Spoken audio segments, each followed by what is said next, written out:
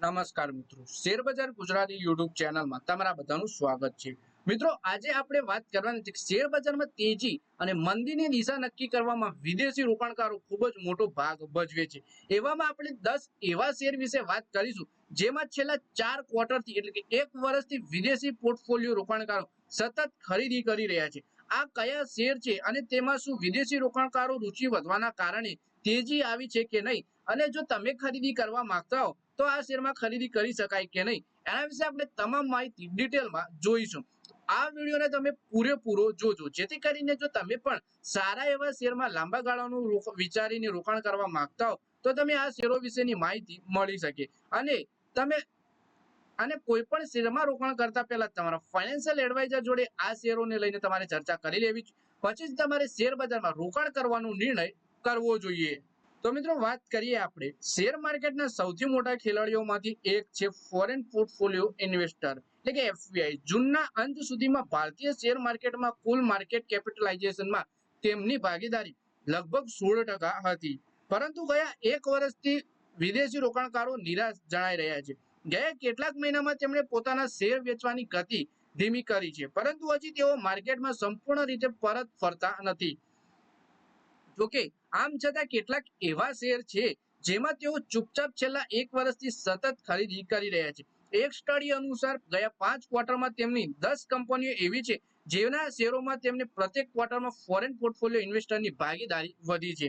આ બધા શેર કયા છે અને શું વિદેશી રોકાણકારોના શેર ખરીદવાથી શેરોમાં તેજી આવી શકે છે એ પણ આપણે જોઈએ। સૌથી પહેલો શેર છે મિત્રો પેજ ઇન્ડસ્ટ્રીનો। ગયા 1 વર્ષમાં ફોરેન પોર્ટફોલિયો ઇન્વેસ્ટર આ શેરમાં પોતાની સૌથી વધુ ભાગીદારી વધારી છે। જૂન ક્વાર્ટર સુધીના આંકડા અનુસાર આ કંપનીમાં વિદેશી રોકાણકારોની ભાગીદારી વધી 24%એ પહોંચી ગઈ છે। ગયા 1 વર્ષમાં જૂન ક્વાર્ટરમાં 20.6% હતી।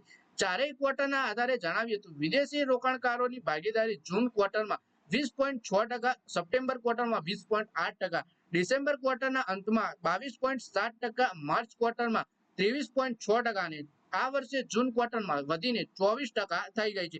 પરંતુ તેમ છતાં આ શેરનું ગયા 1 વર્ષનું રિટર્ન -2.37% છે। એટલે કે કંપની છે પેજ ઇન્ડસ્ટ્રી અને વિદેશી રોકાણકારો આ કંપનીના જૂન ક્વાર્ટરના અંત સુધીમાં જોઈએ તો 24% તેમની ભાગીદારી વધી છે। એટલે ગયા વર્ષે જૂન ક્વાર્ટરમાં 20.6% હતી, એ વધીને આ વર્ષે જૂન ક્વાર્ટરના અંતમાં 24% ભાગીદારી થઈ ગઈ છે। આટલી ખરીદી છતાં પણ કંપનીએ 1 વર્ષમાં -2.37%નું રિટર્ન આપ્યું છે। પછી મિત્રો, બીજો શેર છે મિન્ડા કોર્પોરેશનનો। આ શેરમાં ગયા 1 વર્ષમાં વિદેશી રોકાણકારોની ભાગીદારી લગભગ 2.8% વધી છે। જૂન 2024ના અંતમાં વિદેશી રોકાણકારોની ભાગીદારી તેમાં 6% હતી, જે જૂન 2025ના અંત સુધીમાં વધીને 8.82% થઈ ગઈ છે। આ શેરનું 1 વર્ષનું રિટર્ન 10.40% રહ્યું છે। એટલે કે મિન્ડા કોર્પોરેશનમાં ગયા વર્ષે જૂન ક્વાર્ટરમાં વિદેશી રોકાણકારોની ભાગીદારી જે હતી 6%, એ આ વર્ષે જૂન ક્વાર્ટરમાં વધીને 8.82% થઈ ગઈ છે અને 1 વર્ષમાં આ કંપનીએ 10.40%નું રોકાણકારોને વળતર પણ આપ્યું છે। પછી મિત્રો, ત્રીજો શેર છે ઓથમ ઇન્વેસ્ટમેન્ટ। આ શેરમાં વિદેશી રોકાણકારોની ભાગીદારી જૂન ક્વાર્ટરના અંતમાં 7.9% હતી, જે 1 વર્ષના પહેલા જૂન 2024ના અંતમાં 7.2% જેટલી હતી। આ શેરે 1 વર્ષમાં 188%નું બમ્પર રિટર્ન આપ્યું છે। એટલે કે ઓથમ ઇન્વેસ્ટમેન્ટના શેરે રોકાણકારોને 1 વર્ષમાં માલામાલ બનાવે છે। જે વિદેશી રોકાણકારોની ગયા વર્ષે જૂન ક્વાર્ટરમાં 7.9% ભાગીદારી હતી, એ 7.2% ભાગીદારી હતી, એ આ વર્ષે જૂન ક્વાર્ટરમાં વધી 7.9% થઈ ગઈ છે અને રોકાણકારોને માલામાલ પણ બનાવ્યા છે। પછી મિત્રો, ચોથો શેર છે કેપીઆર મિલ। આ શેરમાં વિદેશી રોકાણકારોની ભાગીદારી જૂન ક્વાર્ટરના અંતમાં 6.5% હતી। ગયા વર્ષે આ શેરમાં 5% ભાગીદારી હતી રોકાણકારોની અને આ શેરે 40%નું રિટર્ન આપ્યું છે 1 વર્ષમાં રોકાણકારોને કેપીઆર મિલના। પછી મિત્રો, શેર છે પાંચમો કેપિટલ પોઈન્ટ। વર્તમાન નાણાકીય વર્ષના જૂન ક્વાર્ટરના અંતમાં આ કંપનીમાં વિદેશી રોકાણકારોની ભાગીદારી 6.1% છે, જે ગયા વર્ષના પહેલા જૂન ક્વાર્ટરના 2024ના અંતમાં 3.4% હતી। એટલે કે જોઈએ તો ડબલ જેટલી થઈ ગઈ છે। આ વર્ષે અત્યાર સુધીમાં આ શેરમાં 16%નો ઘટાડો નોંધાયો છે, જ્યારે 1 વર્ષમાં શેરે 42%નું સારું રિટર્ન આપ્યું છે રોકાણકારોને। પછી મિત્રો, શેર છે એથર ઇન્ડસ્ટ્રીનો। આ શેરમાં વિદેશી રોકાણકારોની ભાગીદારી જૂન ક્વાર્ટરના અંતમાં 5%એ પહોંચી છે, જે ગયા વર્ષના જૂન ક્વાર્ટરમાં એક આ આંકડો 2.9%નું હતું. જોકે તેમ છતાં શેરનું એક વર્ષનું રિટર્ન -8.79% રહ્યું છે. પછી મિત્રો શેર છે ગ્લેક્સો ફાર્માનું. આ શેરમાં વિદેશી રોકાણકારો સતત 5 ક્વાર્ટરથી સતત પોતાની ભાગીદારી વધારી રહ્યા છે. જૂન ક્વાર્ટરના અંતમાં વિદેશી રોકાણકારોની ભાગીદારી 4.9% હતી, જે આ વર્ષે જૂન ક્વાર્ટરના અંતમાં જે ગયા વર્ષે જૂન ક્વાર્ટરમાં 4% હતી. આ વર્ષે શેરમાં લગભગ 19%નું રિટર્ન પણ મળ્યું છે રોકાણકારોને.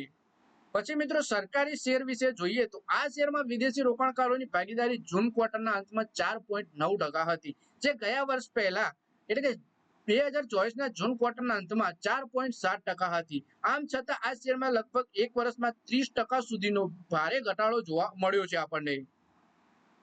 પછી મિત્રો શેર છે સુમિતોમો કેમિકલનું.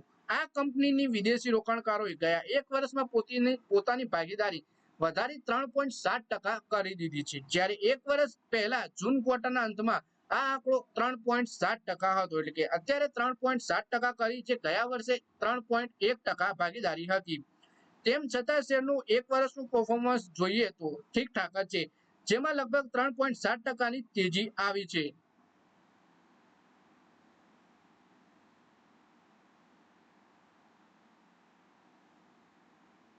પછી મિત્રો શેર છે જીએમડીસી નો.